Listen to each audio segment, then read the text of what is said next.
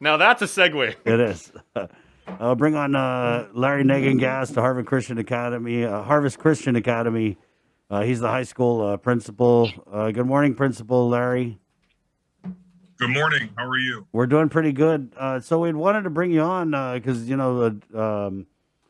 Jeremy had sent me a text about just some of the good stuff you guys are seeing with your outgoing seniors, and I guess we'll just start. A good conversation as a principal, looking back at the last year under this pandemic, just how challenging, how difficult, and what were the bright spots of senior year and just high school during this coronavirus time. Yeah, there's a lot there. With it being a year now, a little over a year since we had to go online. This is now basically two graduating classes, last year and this year, that are both impacted. And I'd say a little bit in different ways. A lot of last year's graduating class had their path set, if you will, by this point a year ago. And so just kind of how things finished. The events like graduation and AP testing and just school in general changed for them. The current class, really from day one all the way to today, there was uniqueness to the process, I guess you could say.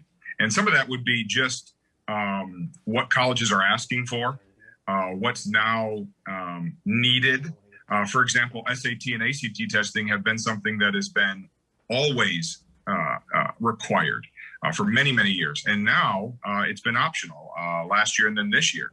So we're not sure what the future holds with those. But what that does is it puts a little more pressure on some of the other things that these students present. Some of the other things like community service, extracurriculars in the school, their grades, their schedule, what they took over the 4 years of high school. So some of those things you're like, oh, they don't have the pressure of taking a test. That seems like a good thing. But what it does is it puts other pressures on things maybe they got a late start on. So you just never know, year to year, what these kids are going to need to face. It's been pretty consistent, but this past year, there's a few curveballs in there.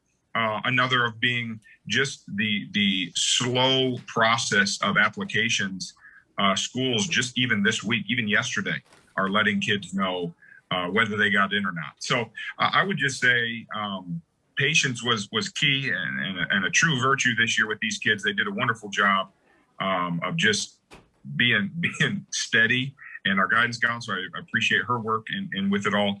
But yeah, those would be some of the challenges, just some of the differences that have come about in the last year to this process that's been so consistent for a number of years prior to COVID. Yeah, hey Larry, this is Jason here. Good morning and half a day. Thanks so much for joining us. It's been a Morning. while, Yeah. so yeah, we're always happy to have you on the show. I'm wondering for your class of graduating seniors, right?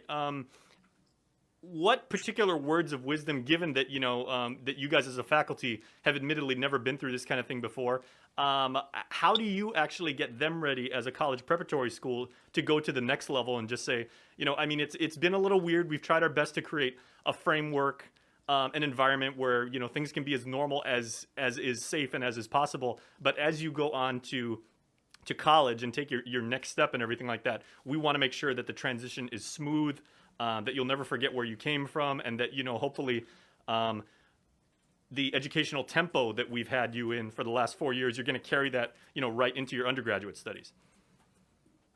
That's a daunting right. challenge. I can only imagine. It is because you had 3 years, if you will, or 2 3/4, because of last year, Yeah. that were a certain way, and now we've had roughly one whole school year, fourth quarter and 3 this year, and now we've got fourth quarter where we do have all of our students back, except for a few that have chosen to be online, which is great. So it's been multiple different types of education being thrown at them, if you will, online, hybrid, back now. So I guess a word of wisdom would just the flexibility that's either been forced upon you or that you've adapted with, keep that. Because even going into the workforce is something that is very well appreciated by bosses, is understanding our employers, I should say. Realizing this employee is a flexible person. I mean, not to be taken advantage of, but man, we enjoy working with them. They have a good attitude no matter what faces them. And some of those things for these high school students has been exactly that, is you for sure thought high school was going to be a certain way, and now it's been anything but normal. Mm-hmm. But you're still prepared. You're still ready to go and flip the chapter to the next amazing thing, college or whatever is post high school, and just to keep that flexible, adventure seeking attitude as you go, because there's students in college that are online, even here on Guam. We have a grad that has adapted his schedule completely to Central Time, so he's basically sleeps in the day here and gets up and does his classes in the middle of the night. But that's how focused he is on doing well, is that he's completely adapted his schedule because he's here online. And so that would be kind of one of my challenges. But then as far as a faculty goes, I guess my message is probably the same. Is teachers love to have things very organized, and their classroom is kind of their little abode that they get to, their little world really, that they get to kind of orchestrate and dictate what goes on in there. And when outside events impact that, just like anyone, that you can kind of get, clenched fists of, I don't want to change again. And I just can't say enough of how wonderful of a job they've done in preparing these students, no matter what's come. And I really believe it's been a good testimony or example to the graduating seniors and other students in our school of you're as a student that needed flexibility and change. But and thanks for bringing that up about the kids who you have graduated, who are now working on their college studies, because we all know how important it is for the Harvest program to literally preach and promote the concept of family. And that has been something for generations of Harvest graduates. Is alumni come back and they impart experience and share wisdom, and just come back and say, like, with underclassmen, and just say, like, hey, this is always going to be my alma mater. I want to tell you guys what I've been through. I'm very proud of of the school I graduated from. So our members of the class of 2020 from Harvest now, either popping in Zoom every once in a while, or coming back and just telling this year's graduating seniors, hey, this is what you guys have to look forward to and everything. This is what college was like for me, so I want to help you get well as ready. And kind of like the students are kind of like providing that role of a guidance counselor almost. As far as 2020, we haven't had very many of them from 1 year ago, but in the past, probably 3 or 4 years of graduates, we've had back on the campus, either in one-on-one meetings with the kids or in small groups that are wanting to know about a certain college and that this grad already attends or attended. And so it has been a unique way of trying to get them involved, just in giving back to the kids that really, really look up to them. I mean, they were junior high and early high school when they graduated. And so things they say, I could say a myriad of true things, but who am I compared to the one that went to said school? And man, what they say is, holds a boatload of wisdom and knowledge. And so we appreciate those that are able to either be on campus or Zoom back in and share. And it is always appreciated for our grads.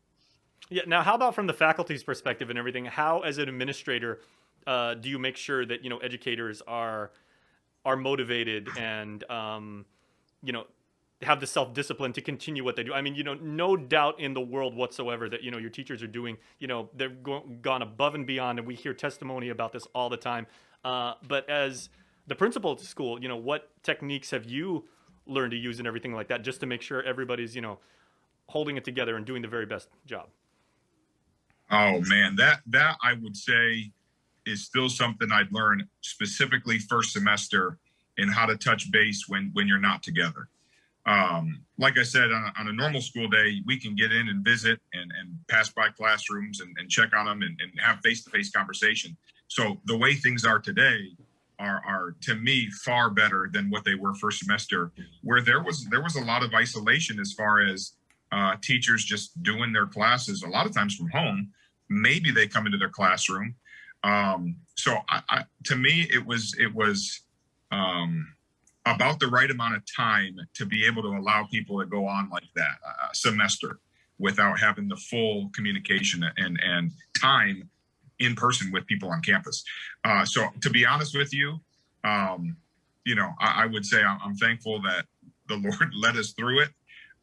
As far as tips, just frequent communication. We'd have Zoom meetings, but honestly, that personal touch and time together face to face, this is just more proof that there's nothing that replaces that. Even Zoom is great, but there's nothing like being together Sure. and being able to, well, you don't hug now, but pat each other on the back and really encourage each other in person. All right, and last question, because we're coming up against the top of the hour here.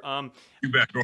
You guys are such a wonderful school that promotes a Christian education. Is there a particular part of Scripture that you have noticed that either you or your fellow educators, or even like the students, have shared more than any other, like maybe over the last year and a half, that either galvanizes the mission or just provides like a little bit of insight to go out and to continue your studies, to remain a family, to do what's best for our community? Yeah, honestly, the verse that comes to mind, it's a group of verses, but specifically one that comes from Joshua chapter 1, when the children of Israel were about to go out and conquer for the promised land.